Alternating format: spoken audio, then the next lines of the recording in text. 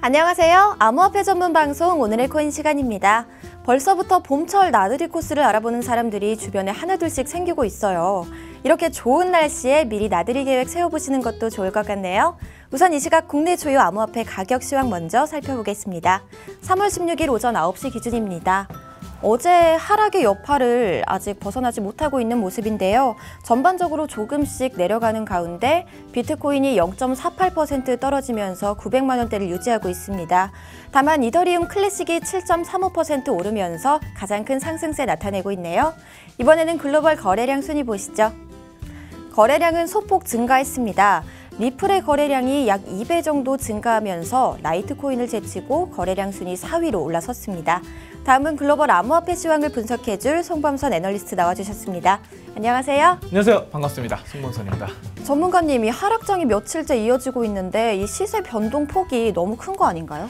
네, 많이 크죠? 네. 그렇습니다. 이 전 세계 곳곳에서 규제 강화가 이어지고 있고요. 네. 또 그리고 거래소의 불법적인 정황 등의 이런 투자 심리에 악영향을 주는 이슈들이 지속적으로 발생을 하고 있습니다. 네. 자, 그런데 이제 며칠 전에 방한했던 리플의 CEO 이 갈링하우스가 이런 말을 했죠. 암호화폐 시장이 단시간에 급격하게 성장했기 때문에 이 변동성이 클 수밖에 없다라고 했어요. 사실상 모든 투자 자산이 급격하게 올라가거나 뭐 급등 또는 급락을 하게 되면은 변동성은 위아래로 커질 수밖에 없습니다. 맞습니다. 자, 그리고 이 리플을 비롯한 암호화폐 시장 청소년기에 있다는 거죠. 그래서 이 질풍노도의 엄청난 이런 시기입니다. 네. 그래서 또 이제 막 장거리 마라톤에 걸음을 뗀 그런 시초 상황이다, 이렇게 보시면 되겠네요. 네, 이 다음 주에 G20 재무장관 회의가 예정돼 있는데 암호화폐 시세의 전환이 좀 있을까요? 네, 그렇죠. G20 계속해서 말이 나오는 상황이고요. 이 국제적인 차원에서 주제 논의가 좀 필요한 부분이긴 한데요. 이 네. 리플의 대표는 이것에 대해서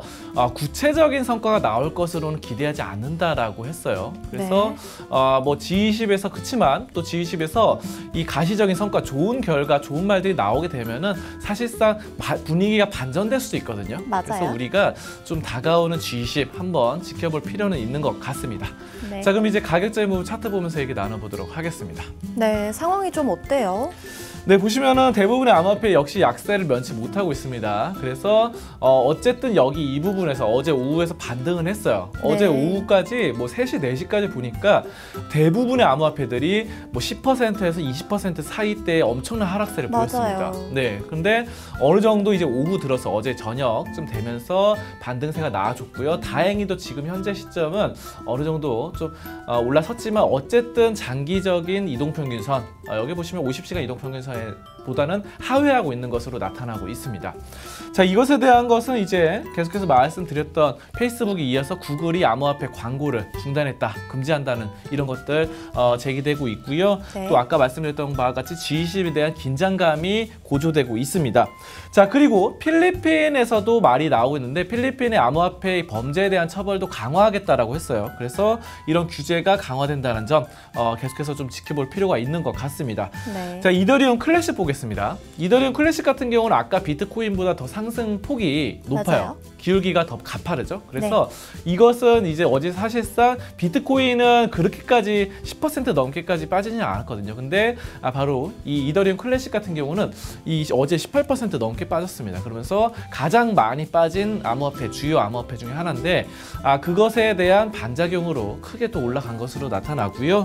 자, 그리고 또 좋은 소식도 있습니다. 전반적인 거 보시면 영국에서 암호화폐 이 선물 쪽으로 비트코인 선물이 나오는데 기존의 이제 비트코인 선물 같은 경우는 그 만기가 되면은 일단은 그 현금, 우리가 쓰는 뭐 원 하나, 달러 이런 것들로 바꿨습니다. 네. 자, 근데 이게 이제 실물 인수도 방식이라고 실제 만기가 되면 비트코인을 그냥 내 계좌로 넣어주는 이런 상황으로 바뀌었거든요. 네. 자, 이런 것들이 뭐 선물 옵션의 개념에서 봤을 때 주식이나 또 실제 상품 선물 같은 경우에서는 빈번하게 있는 일입니다. 근데 비트코인 쪽에서도 이게 나왔다는 것은 점점 제도권에 가까워진다는 것이죠. 그래서 투자자들의 이 방법, 투자의 방법이 폭넓어진다.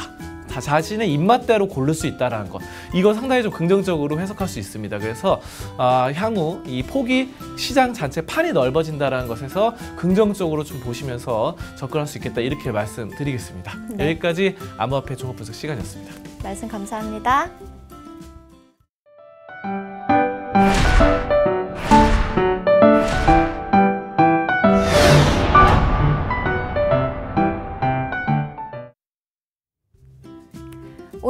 날씨입니다. 오늘은 맑은 소식 2개와 흐린 소식 1가 준비되어 있습니다. 흐린 소식부터 보시죠. 중국의 회색 코뿔소라고 들어보셨나요?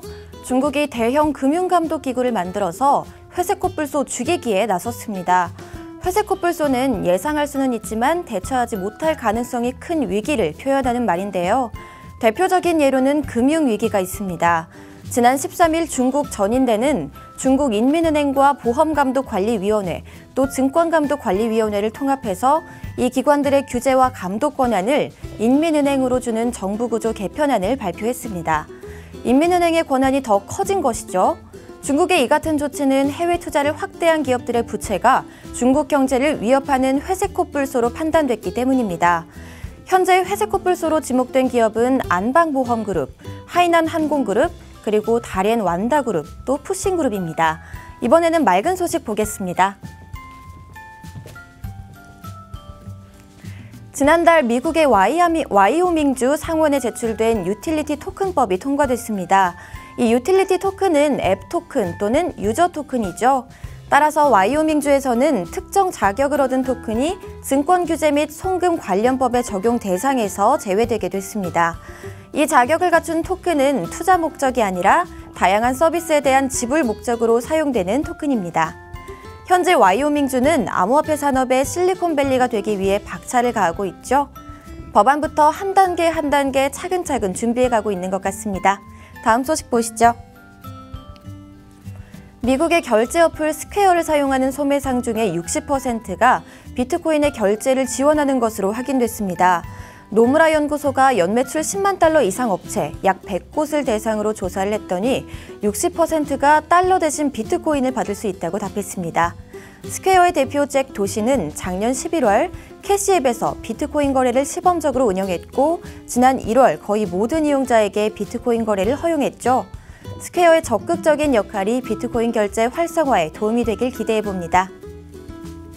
슬로베니아의 한 도시에 세계 최초로 비트코인 기념비가 세워졌습니다. 크란이라는 도시의 로터리에 지어져서 로터리 크란이라고 불리는데요. 이 기념물은 분산화된 연결을 표현하기 위해서 두 거리가 모이는 로터리 위에 만들어졌습니다. 이는 블록체인이 전 세계를 연결한다는 의미와 같죠. 국내 로터리에서도 이런 비트코인 기념비를 볼 수 있는 날이 왔으면 좋겠네요. 여러분, 요즘 하락장에서도 기분 좋은 주말 보내시라고 제가 선물 하나 준비했는데요. 있잖아 내가 할 말이 있어. 있잖아 내가 너를 좋아해. 이만큼 내가 너를 좋아해. 지금까지 여러분의 코인 비타민 최현우였습니다.